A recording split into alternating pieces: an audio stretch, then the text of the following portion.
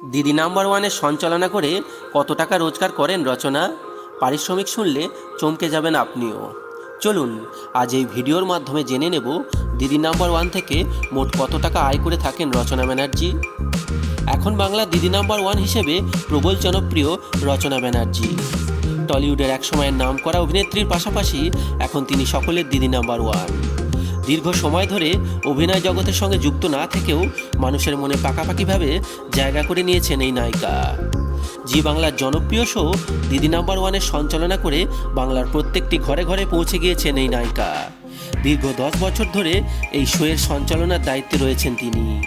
এই শো করেই নিয়মিত ভক্তদের সঙ্গে যোগাযোগ রাখেন তিনি। সে যাই হোক, দেখতে দেখতে 50-এর দোরগোড়ায় পা দিতে চলেছেন এই অভিনেত্রী। যদিও তাকে দেখে সেটা বোঝার উপায় নেই, কিছুতেই যেন তার বয়স আর বাড়ে না। আর সোশ্যাল মিডিয়াতেও তিনি যথেষ্ট অ্যাক্টিভ। নিজের জীবনের নানা মুহূর্তের ছবি ভক্তদের সঙ্গে ভাগ করে নিতে দেখা যায় এই অভিনেত্রীকে। সেই 2012 সাল থেকে অভিনয় জগৎ থেকে বিরতি নিয়েছেন তিনি এবং সেই তখন থেকেই দিদি নাম্বার ওয়ানের সঞ্চালিকার কাজ শুরু করেছেন তিনি। আর এরপরেও শুধুমাত্র সঞ্চালনার কাজ করে অভিনেত্রী এখন কত টাকা রোজগার করছেন, কত টাকাই বা পারিশ্রমিক নিচ্ছেন, সমস্ত কিছুই জানার আগ্রহ রয়েছে তার ভক্তদের মনে।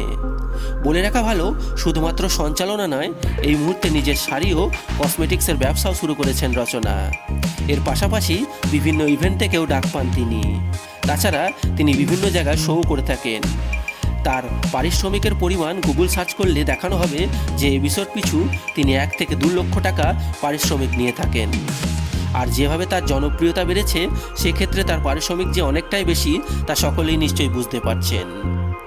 যাই হোক বন্ধুরা, আপনারা কারা এই অভিনেত্রী রচনা ব্যানার্জির ফ্যান, অবশ্যই কমেন্ট বক্সে কমেন্ট করে জানাবেন। এবং এরকম দরকারি এন্টারটেনমেন্ট নিউজ সবার আগে পাওয়ার জন্য আমাদের চ্যানেলটি সাবস্ক্রাইব করে আমাদেরকে সাপোর্ট করবেন। Thank you.